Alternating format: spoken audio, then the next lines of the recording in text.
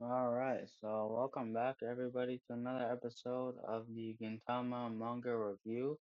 And in today's episode, we're going to be doing Gengai's arc, which was a pretty interesting arc. It does reveal a lot of characters. Um, well, not to say that this is the first time we're seeing these characters, because there's as I'm gonna remind you guys is that we're not gonna be covering the lots of gag episodes because there's gonna be a lot of them. And they all have different kind of traits, and they come back later on, so it'll be hard to kind of track them a little bit. Yeah, not going to be going through the gag episodes, but more so we're going to be going through the arcs of the series. Yeah. So I guess, and just to let you guys know, I do have with me my notebook that I like to write my notes in. All right, and I would just like, before we start this video, thanks for the support on the last episode. Really motivated me to start continuing. I was thinking it might start off dip down as I've been kind of getting busy as of lately, but I guess I found the time to start doing it. Even though these arcs that we're doing right now are shorter, the other arcs are gonna be a lot longer. Maybe it might take part two or part three videos. Who knows? Yeah. All right, so let's get started. Oh wait, I legit just forgot to where we can find this. Um, where we can find this episode. My bad, guys. Should have had it pulled up, but I did not write it in my notes. But all right, so you can find this in episode 17 of the anime, and also I did read the chapter 29 to 31. Yeah. Alright, and just to let you guys know, I'm probably not watching the anime for these, maybe some clips if I need some more information. But if you guys would like me to also see if there's any differences in the anime, let me know. So that could be some interesting stuff. Alright, so since this is a part of episode 17, the last one I believe was episode 13. Yeah, it was episode 13. Oh, I have the wrong page pulled up. My bad. Alright. So, alright, so this arc it starts with a mysterious fellow going up to Kotaro, right? Kotaro is one of the main characters from the last arc. He did start actually the last arc last time, so that's pretty interesting that he's back again.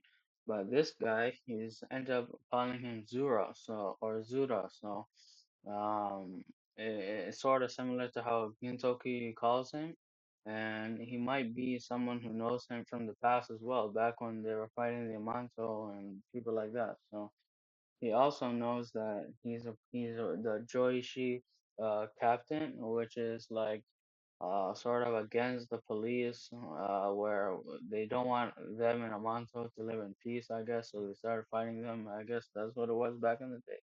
So yeah, and that he runs away from the Bakufu. The Bakufu we're gonna get into later on, probably in this episode, or in this arc.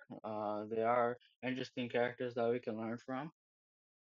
And also, he plans to go to a festival, uh, and since he's more of a person of vengeance, or a person more of like um person who likes destruction, let's just say. He wants to go and try and kill the Shogun at the festival. Um, yeah. All right. So now into the main part of the story, or this arc. Otose. Otose is someone we haven't covered last time, is because she wasn't really introduced much. So Otose, she runs a bar. I forget what it's called. I probably should remember. It's my fault, guys. But her bar is right beneath Odd Job, so it's like basically Gintoki pays her rent in order to stay there, but he kind of doesn't keep up with those payments. So They kind of have that kind of dynamic or dynamic there, and and her and some townfolk are yelling at this one shop called Gengai's Hermitage.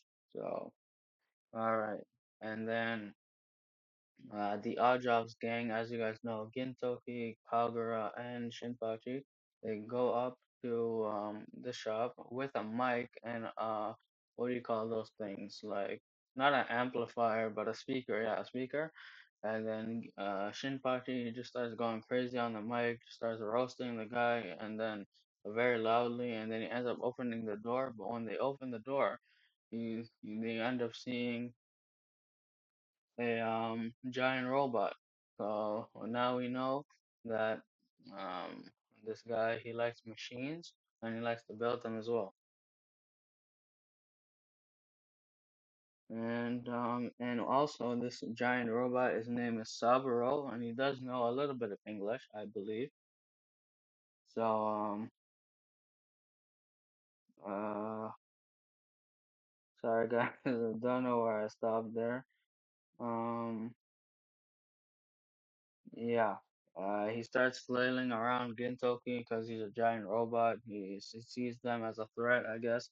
And also, we meet the creator of Saburo, or the giant robot Gengai, who is Kabukicho's. Well, Kabukicho is basically the world that we're in Edo, or like the town that we stay in. We're gonna learn more about what that name sort of means later on, or how people like to uphold it. Um, and also. Yeah, so he's Kabukicho's number one inventor, and he's very devoted to his works, right? Because he does like to say, oh well, he did say creating something is like bringing your spirit into the material world.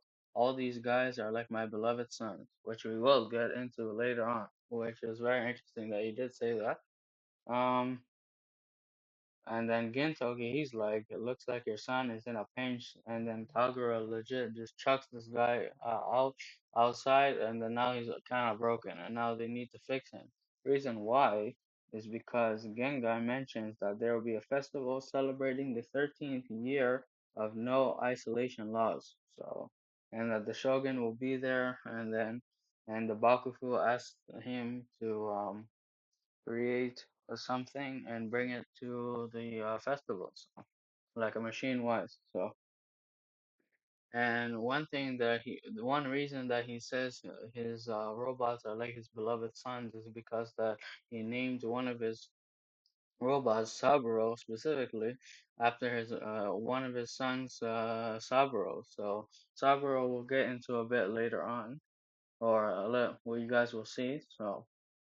And now, new characters getting introduced, guys. So we now have the boys at the Shinsengumi. So Shinsengumi are practically like Japan's police. Like they're like samurai basically.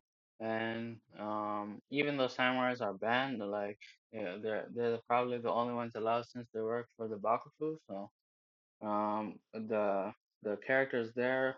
One of my favorite characters, or if not my favorite character, is Toshiro Hijikata and Okita Sogo and Kondo Isao. Kondo Isao, he's one of the big characters. If you guys know the gag episodes, him and his dynamic with Otai, Shinpachi's sister, are crazy, you know. And Sogo, which we will get into a little bit later. So their job is to protect the Shogun and just so to whoever is trying to stop the shogun or trying to assassinate him, they just be there to try and stop it. So, and now we learned that somebody has killed 10 Wakufu members in the restaurant, right? And the person he's explaining also happens to be the person in the beginning of the episode, which is the person in the beginning of the episode who was talking to Katsura, and his name is Takasugi Shinsuke or Shinsuke. I don't know.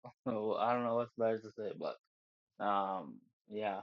So I guess, and he's also the leader of the isolationist Urochi, or I forgot how I spelled it, but I probably spelled it wrong. But um, yeah, I believe his group is the Kiheitai, or Kihentai. Not to say the bad stuff from it, but or the bad word from it, but I believe it's Kiheitai. So, he will get into that group later on because that group is going to be very big in terms of the story. So, uh, um. Yeah, so once at the festival, Gintoki, since we know that he's a sugar lover, basically, he smells, what is it called? Cotton candy, and then he tries to run towards it, but Gengai, he throws a rock at him, saying, "Get back to work, we have to fix this robot so that it can be ready for the festival." So, and now one of my favorite characters in the show, for some reason, gets introduced on this arc. He's working a stand in the festival, one of the shooting games, right? And he goes by the name of Taizo Hasegawa. If you guys know him well, you'll know that he's the Madao of the series. So Madao means, I actually searched this up. I didn't know throughout the whole series what it meant, but I thought it meant that he was a homeless guy, even though that he is, right? But a Madao means master of the park because we see him in the park a lot, you know. So like he's homeless, he stays there a lot. He has issues with his wife. Surprisingly, he has one, but I guess yeah. So so Kagura, right? One of the funny things that did happen in this arc was that she shot, instead of the toys that were there, she shot one of the uh lenses of the glasses, and then told him to hand it over, like as if she wanted that prize. And specifically, I would say the glasses is a prize because in the gag episodes, he always likes to talk about his glasses. So, and then Okita Sogo, one of the Shinsengumi members, he comes in and he shoots his wristwatch for the same reason. So, yeah. All right. So now explosions, they do go off from the robot that I sort of malfunctioned. Well, not malfunctioned, but Gengai, he was out for the Shogun as well, so he started firing at everybody. So the Shinsengumi are trying to protect everybody, but also Takasugi, he is right behind Gintoki, having a chat with him, telling him not to move. Like as he's right behind him, he doesn't want him to look at him, you know. So he gives the details on Saburo. So Saburo was a Bakufu member. He didn't want to see his father, like Gengai, a sort of sorrow in making machines. So he wanted to protect him in that way. He wants to see him doing it for the actual creation of it, like having fun for that, not just making it for somebody. Um, and now Kagura and Sogo are mad that the game was stopped, so now they get to let their rage out on other people.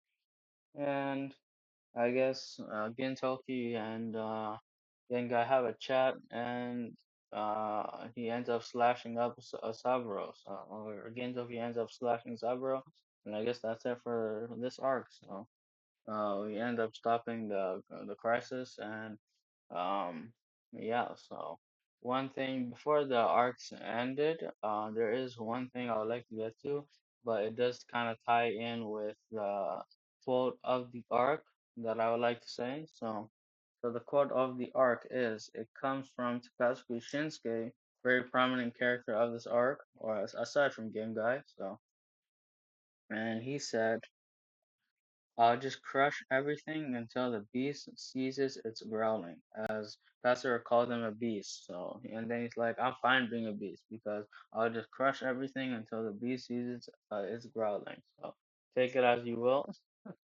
as I do like to say that. So, yeah. Alright, so thanks to everybody who watched this video. I'll be sure to try and make more of these. Don't know if I'll be combining. I thought of actually combining this one, but this one arc with the next one, but I guess it's already 15 minutes almost, so Yeah, so thanks to everybody, to everyone who watched this video. Make sure to leave a like and subscribe, and make sure to leave notification bell on. So, yes, that's it for me. So, thank everybody.